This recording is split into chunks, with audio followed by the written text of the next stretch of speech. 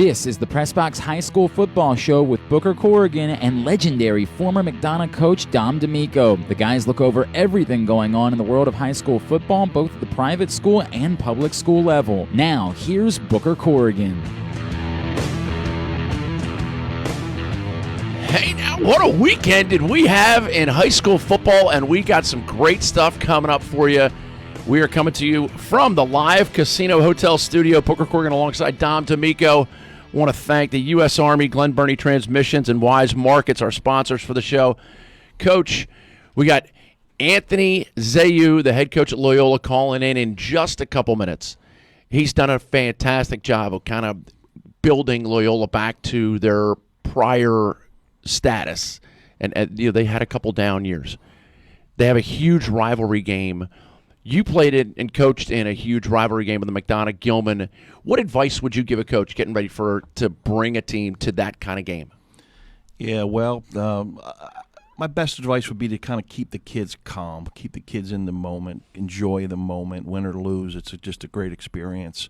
Especially, this year it's a special 100th game. I was I was fortunate to be the head coach at McDonough when we played Gilman in the 100th game, and I'll never forget that. The kids that played in that game will never forget that. Both institutions will never forget that. We did a great job with that game, and I'm sure the Loyola and the Calvert Hall community have a lot in store for the festivities before and after the game, and I'm sure the game's the focal point, but there's so much more than just the football game. And the kids are going to, like you said, they're going to remember everything about it.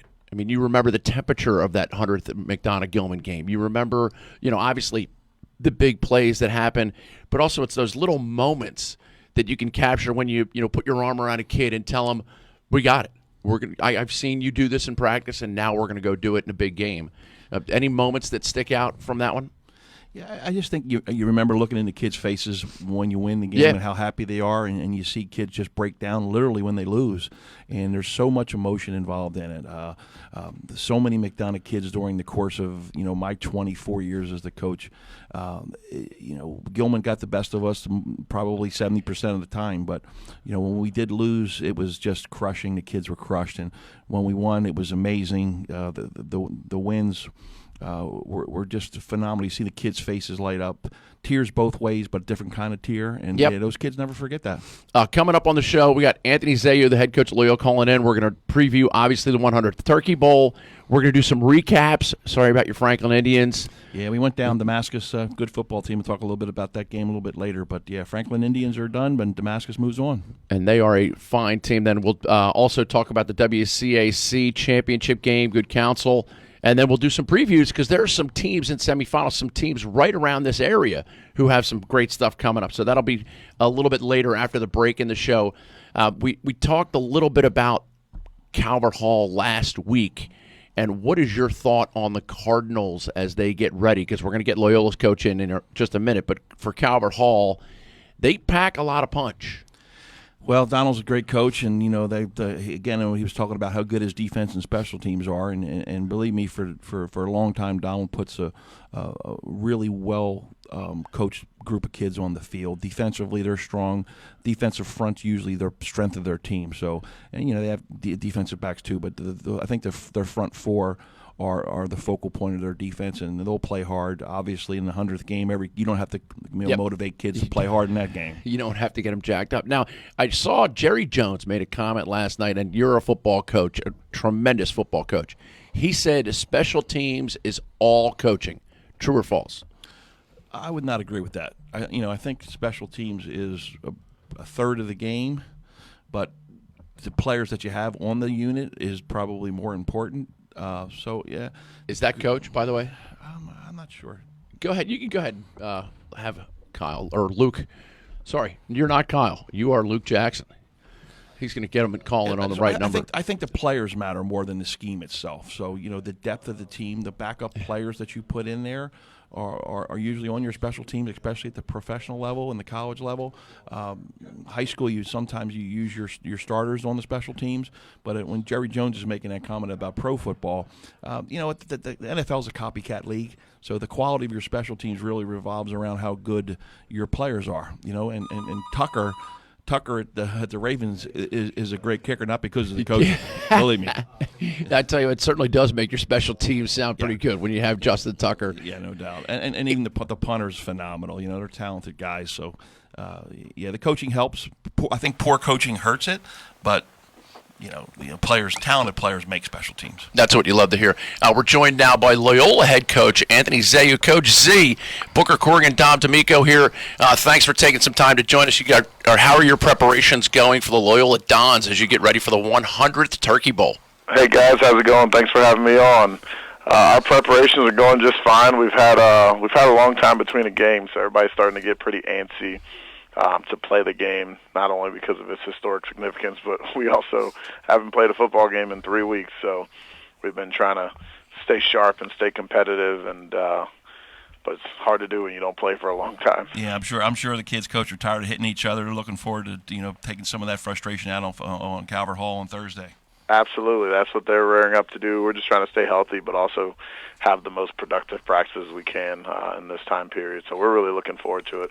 Coach, great job of rebuilding the Don football program over the past few years. Tell us about a little bit about how you accomplished that. Honestly, a lot of it started with looking internally at myself and the things that I wasn't doing correctly, and really thinking about the end in mind. Thinking about when these kids leave our program, what do I really want them to have out of this experience? And for me, a lot of it was I wanted them to have success winning. I wanted them to have fun, but I also wanted them to do things that were really memorable. So I try to build everything we do in our program around those kind of major aspects and ideas. And so it started with bringing in fantastic assistant coaches. And I don't know how familiar you are with the high school coaching stipend, but these guys don't do it because of the money, because it's not very much. And really finding guys that are really dedicated, and they've been so crucial to our program and so crucial to my success. And then really I never realized how incredible it'd be how useful parents were to our success, and making sure that parents, coaches, players were all on the same page. And now there's so many people who are willing to help us out and make recommendations and go the extra mile, and it's just awesome to just see the total buy-in from parents, administrators, from our coaches, our players. It's been really cool to witness. Yeah, that is, and I got 30 years experience doing that, and it's not an easy task. It's really hard to get administration. It's really hard to get parents and kids behind you, all kind of fighting for that common goal. So great job, Coach. I really enjoyed watching it. It's been a pleasure watching it. Awesome, thank you. Yes, it's been fun. Coach, before we let you go, we had Anthony Zehyoue on the line, the Loyola head football coach here on the PressBox High School Football Show. Coach, what's a non-football related thing that you've had your team kind of dive into from a community aspect or just some kind of team building way? Before the season, we linked up with the Travis Manion Foundation. Travis Manion was a United States military member who was killed, and kind of had the mantra, if not me, then who. And so, we did some team building stuff with that. We've also taken a lot of our kids to the Kennedy Krieger Center in downtown Baltimore and have them just kind of visit with some of the patients there. And for me, it's a reminder to our boys that, there's a lot more than just football. Sometimes I think we all take football really seriously, but then when you go to a place like Kennedy Krieger and you literally see kids who are our players' age fighting for their lives and who have some sort of mobility challenge due to their injuries, it changes your outlook on what it is that's important to you. And, you hear the story of a guy like Travis Manion who died fighting for us in the U.S. military, and it's about getting these guys to understand that everything is just bigger than ourselves, that it's not really about us. It's about making sure we recognize that we're part of a bigger global community and not just this small world. Yeah, no doubt, Coach. Coach, talk to us about maybe one email or text or phone call that you got from an alum leading up to this game so far. Interestingly, about 2 weeks ago, I got an email from an alum, Loyola class of 1956, and the thing that I just kind of took from that email, just the pride that he has in being a Loyola alum, and he emailed me to just kind of wish me well and told me thank you for coaching his team, his high school alma mater, and I just take it as an honor because I know, I didn't go to Loyola Blakefield. I'm not originally from Baltimore, but I've been really welcomed by the members of our school community, and emails like that make you feel good because sometimes when you take a job like a Loyola Blakefield with so many proud alumni, you just want to make sure that you're doing the best that you can because there are a lot of people who care very deeply about it, and it's a reminder to me to just always keep giving my best and continue to work because it impacts a lot of people. Gotta love to hear that. Coach, I know you're up against the time clock. Best of luck on Thursday. Good luck and have fun.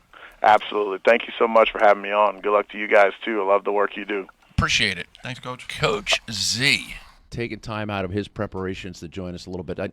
Absolutely fantastic guy. One of the things, I was lucky enough to be on Glenn's show prior to this. He had Kurt Warner on. And whether you're Kurt Warner or whether you're Coach Z, be a fountain, not a drain. Find a way to help young men become the best possible version of themselves. Yeah, there's no doubt. Talking to Coach Z about trying to get him on here. You talk about coaching stipends. The head coaches don't get a big stipend either. And the hours that they put in are incredible. And he's running around and kind of fit us in for 5 minutes. And he has a class at 12:40, and then he's going to go coach. And so it's just such a busy day, and it's great to see guys like that are making it fun for the kids. That kids have mentors like Coach Z to look up to and guide them through their high school years. And one of the things I always said, because I was a school teacher for 19 years, the teacher-coach model, and I'd say teachers and coaches get paid in a currency that you can't use in stores, but it's worth a lot. Yeah, there's no doubt. I'll tell you that the biggest currency, there's a kid on our team, I won't say who he was, but after the game, I'm standing there, everybody's kind of breaking down after losing to Damascus, and I feel somebody tug on my shirt and, turns around and gives me a hug, and, he whispers into my ear, "I love you, Coach." And, I've only known that kid for 4 months, but, he's already made an emotional connection. He knew I cared about him as not only a football player, but as a person. And, I'll never forget that kind of stuff. Gratitude turns what we have into enough. We're going to take a quick break. On the other side, we're going to talk about some local teams that are still making playoff runs, Old Mill, Mervo, Newtown. We'll recap some of the WCAC championship. But this is the PressBox High School Football Show. We'll be back right after this. Need groceries today but don't have time to shop? Order online with same-day pickup or delivery at Wise Markets. Wise to go online. Now that's convenient.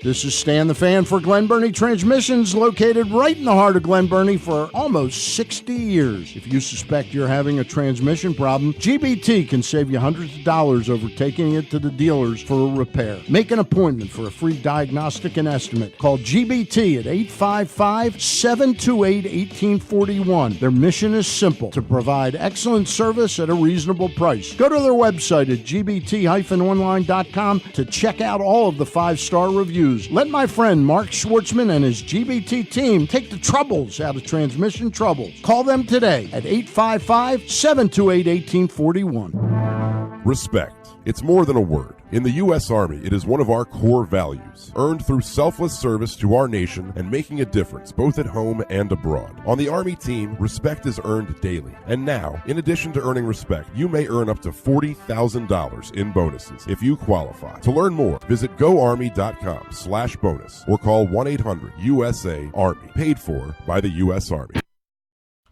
And we are back at the PressBox High School Football Show. Thank you so much to the U.S. Army, Glen Burnie Transmissions, Wise Markets, and we are coming to you from the Live Casino Hotel Studio, Booker, Corrigan, and Dom Damico. I promised that we'd do some previews. Newtown, even after they had to forfeit a game this year, they still are rolling into the semifinals. Mervo's doing real well. Old Mill is having a great season. But let's start by looking back. You guys at Franklin had to go up against the number one recruit in the country, and you dropped one, which is too bad, but still a rewarding experience for those kids. Tell us a little bit about the game and how it unfolded. Yeah, and this is my first experience really in a big-time kind of a public Maryland Public School playoff situation. But the Franklin Damascus experience was really cool for me as a coach, and I'm sure the kids really kind of soaked it all up and enjoyed it as well, even though they lost. They'll look back at it. I mean, a great crowd. I mean, I arrived at the game 2 hours and 15 minutes before kickoff, and there was literally people standing there with their seat cushions that said Damascus football, trying to get in the stadium to save their favorite seat in the game. So, obviously Damascus football means a lot to that community. Over 2 hours before kickoff. Over 2 hours. And it was for a high school game. 39 degrees, windy and cold. Ooh. And people were there way 2 hours before the game trying to get in. Full crowd, great student section, marching bands. You start smelling charcoal cooking hamburgers, hour and a half before the game. It's just a great environment. It's truly what high school football on Friday night should be. You drive 40 miles outside of Baltimore. You're in a dimly lit stadium. You're playing against a really good team, and you could tell football matters to Damascus. They got great coaches, really good schemes, tough players. So my hat's off to them. After coaching in the MIAA for 24 years, Damascus can play in the A conference. That they're that good. That's a great program. Now let's look ahead. Old Mill has a big one this weekend. Mervo and Newtown, also some local teams that are going at it. Which of those games do you think is one if you were going to go watch a game this weekend? Yeah, I'll tell you what. Well, we're down to the Final Four in each of the brackets. Yep. And, I think the two best teams left on the table in 4A are Quince Orchard and Wise. And I think they'll probably both win and play in the championship game. Quince Orchard beat Damascus early in the season, so they're really a good football team if you're going to beat Damascus. And we scrimmage Wise, and Wise really good. You look at their offensive production week in and week out. It's at a high rate. I think they'll keep that going versus Old Mill, and I foresee a Wise versus Quince Orchard final. Okay, and then Newtown, they're going up against a nice opponent. It'll be interesting to see how that unfolds for them. Yeah, Potomac's a good football team too, and Newtown's had to squeak out a 3-0 game in overtime where a kicker kind of won the game, and I'm sure that kid's never going to forget that experience kicking that game to get them into the Final Four. So yeah, Newtown and Potomac are playing, and then again, my favorite in the 2A for the past 6 or 7 weeks has been Elkton. Elkton's now going to have to go to Middletown, and Middletown's a really solid football program. But I think Elkton's got some really good skill guys. They're kind of got good schemes to match their players right now. So I'm going to go Potomac and Elkton in 2A, and I think that'll be the two finalists in that bracket. Middletown does have some great skill guys, though. I actually follow a couple of those kids on Instagram and Twitter just because I know them from a previous life, but they definitely have some skill guys. It'll be interesting to see how Middletown holds up. And then who do you like in the 1A? Or sorry, 3A. Well, yeah, let's do the 3A. Still, down the 4 again, and obviously I experienced Damascus, so I think they're going to be tough to beat. I think they'll beat Huntingtown, although Huntingtown's the number 1 seed. I think Damascus's scheme and players are just a little bit too much for Huntingtown, but I don't see a big game. I think it's probably a touchdown a game towards Damascus, and then Mervo versus Linganore. I did have a chance to see Linganore live, and I watched Mervo on tape. I'm going to go with Linganore. So I think the finals will be Linganore and Damascus, and boy, I would definitely go to that game. Yeah, that sounds like a big one. Linganore, they take their football seriously up there. I had the good fortune of coaching some of those kids in lacrosse, so it's definitely it's an athletic group, and they know how to support the right way. One of the conversations we've had, and we've talked a lot about parenting stuff, we talked a lot about recruiting stuff throughout the fall. You can go back and listen to some of those episodes if you're interested. But we were talking about parent advice as far as how you behave during the course of a game.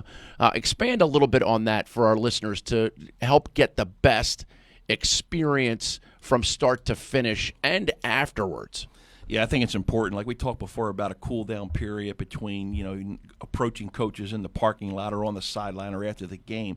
I think there needs to be a cool down period after you watch the game with your son. Hug your son, make sure that he's safe and happy and healthy, and then get in the car, drive home, let there be a cooling off period. and then sit down and have a conversation about the positives and the negatives that you saw in the game. Accentuate the positives, talk about the negatives. Don't be berating your son, especially not in public around his teammates or his coaches or other fans. It's just not a good thing. It really makes a poor psychological mark on him, and sometimes it's really hard. I've been coaching kids, and we know the kids that have parents that are kind of like badgering them, and it affects them. It affects them how they practice. It affects their academic workload. It affects their mental health. So be positive as you can. Talk to your kid about the positive, negative things, but do it the right time. Make sure there's a cooling off period, and everyone has the best interest of kids at heart. I'm sure as a parent you probably think you do more, but a lot of coaches spend a lot of time with kids, and they really want to develop and watch kids grow. And I was lucky enough when I first started coaching, I was cleaning out a file cabinet, and I found all these notes from a guy named John Pirot, who was a lacrosse coach down at Roanoke.